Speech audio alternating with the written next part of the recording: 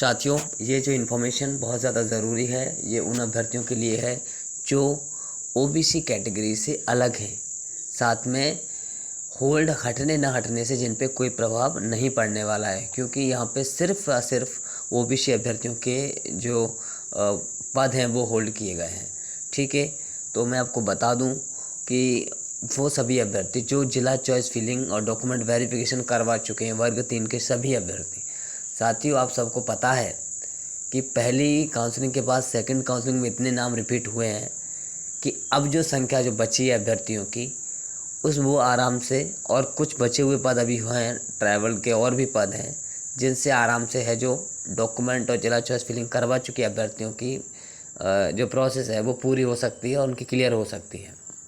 साथियों, आपको पता है, आपको जानना है, समझना है कि हमको करना क्या है। तो साथियों, आपको पता है कि 11 अगस्त 2023 के माननीय सुप्रीम कोर्ट के आदेश के बाद अब बीएड अभ्यर्थियों को प्राथमिक में नहीं लिया जा सकता। ठीक है, तो आपको पता है कि जो ज़्यादातर सभी अभ्यर्थियों को पता होगा कि टोटल जो वेटिंग है, टोटल जो चॉइस फिलिंग हुई है, जिला चॉइस फिलिंग हुई है सभी कैटेगरी के अभ्यर्थियों की, तो वो है 2400। और आप अच्छी तरीके से जानते हैं कि जो 50% से ज़्यादा अभ्यर्थी जो हैं वो बीएड अभ्यर्थी इस भर्ती प्रक्रिया में सम्मिलित हैं। तो ये घटकर आंकड़ा आप सिर्फ 1200 या 1300 के लगभग हो जाता है। लगभग 1200, मान लीजिए कि 1200 है। नाम इतने रिपीट हुए थे सेकंड काउंसलिंग में कि इसको लेकर हमने कई बार डीपीआई को अवगत कराया था। ठीक है, तो ये तो हमारे वो पद बचे हुए हैं, बाकी अभी प्रोसेस और बाकी है। आप माननीय शिक्षा मंत्री जी से और विभाग में जाकर ये हक के साथ कह सकते हैं कि हमारे साथ न्याय किया जाए और हमारे जो बचे हुए पद हैं उन पर हमारी काउंसलिंग की जाए। अगर वो आपको, क्योंकि आप ये भी बोल सकते हैं कि हम होल्ड में नहीं है, हम ओबीसी अभ्यर्थी नहीं है। ठीक है, हम अन्य कैटेगरी के अभ्यर्थी हैं। हमको उनके चक्कर में हमको क्यों इस तरीके से जो है हमारी ज्वाइनिंग रोकी जा रही है, हमको क्यों प्रताड़ित किया जा रहा है। ठीक है ना, ओबीसी अभ्यर्थी अपने स्तर पे मांग करिए। साथियों, आपको पता है कि मैं जो मांग करता हूँ उसमें ओबीसी होल्ड, वेटिंग, प्रयोगशाला सभी मांगों को लेकर करता हूँ।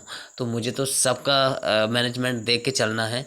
तो लेकिन मैं अदर कैटेगरी के अभ्यर्थियों से बोलना चाह रहा हूँ, एक बार आप जागरूक हो जाइए। ठीक है ना, मैं जब करूँगा तो सबको मिला के और सबको सम्मिलित करके ही मुझे करना है।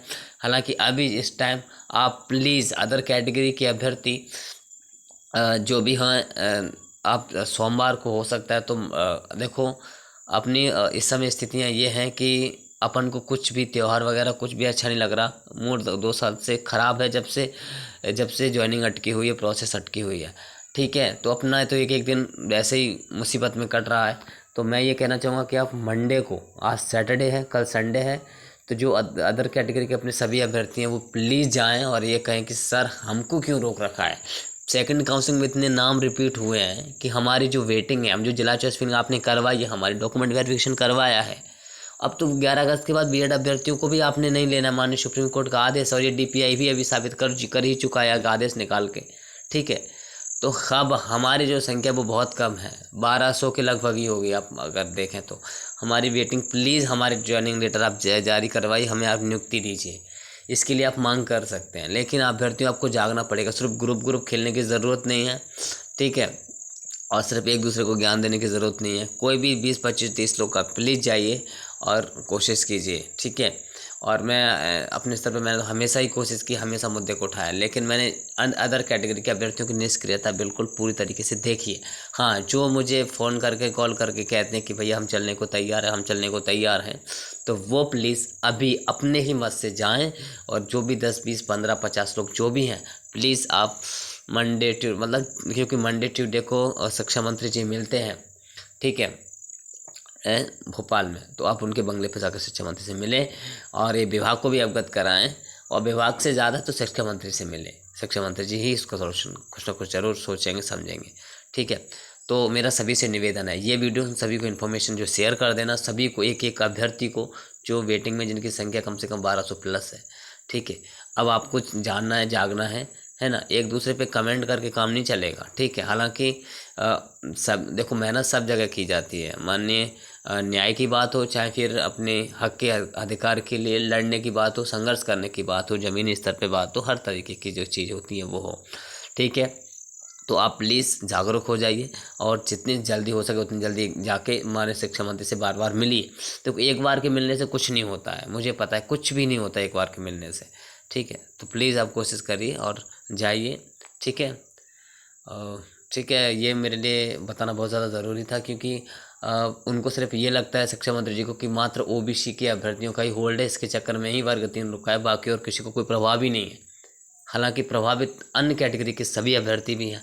तो सभी अभ्यर्थी की अपनी मांग क्यों नहीं करते हैं? वेटिंग के अभ्यर्थी करें ना मांग कि सर हमारी जो संख्या है जो 2400 थी, अब वो लगभग आधी रह गई है, 1200 लोग रह गए हैं बस सभी कैटेगरी के। तो यार सभी कैटेगरी की जाएँ मांग करें, कब करेंगे यार आप लोग कब जाएंगे यार प्लीज़। मैं तो तत्पर रहता ही हूँ, जाता रहता हूँ, और आपको पता है मैंने हमेशा अपनी मांग को उठाया। जब भी 4 मुद्दों को उठाया था उसमें वेटिंग शामिल है, ओबीसी होल्ड है, प्रयोगशाला और दिव्यांग सभी का मुद्दा शामिल था, ठीक है ना। लेकिन वेटिंग का जो अभ्यर्थी है जो जिला चॉइस फिलिंग करवा चुका है, उसमें वो अभ्यर्थी मुझे कोई नहीं दिखा वहाँ पे।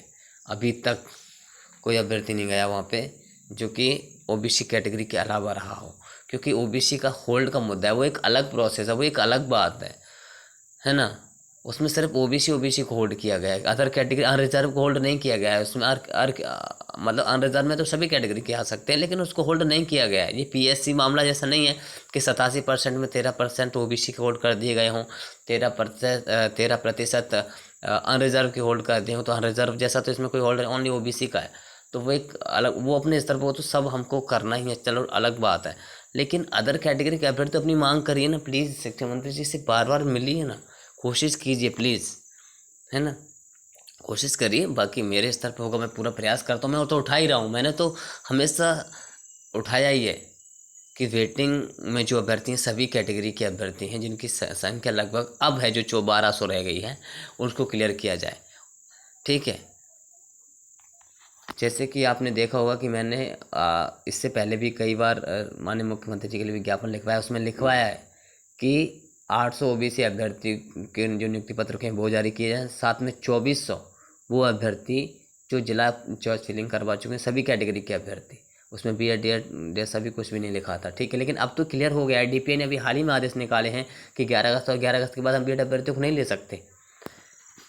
तो यार अब तो संख्या बहुत कम रह गई, आप जागते क्यों नहीं हैं? तो अदर कैटेगरी के अभ्यर्थियों से मेरा विशेष अनुरोध है, प्लीज़ आप जागरूक होइए और एक बार जाइए, ठीक है ना। ज़रूर जाइए, सभी जो भी एक्टिव हैं बहुत ज़्यादा तत्पर हैं वो ज़रूर जाएँ, ठीक है। धन्यवाद।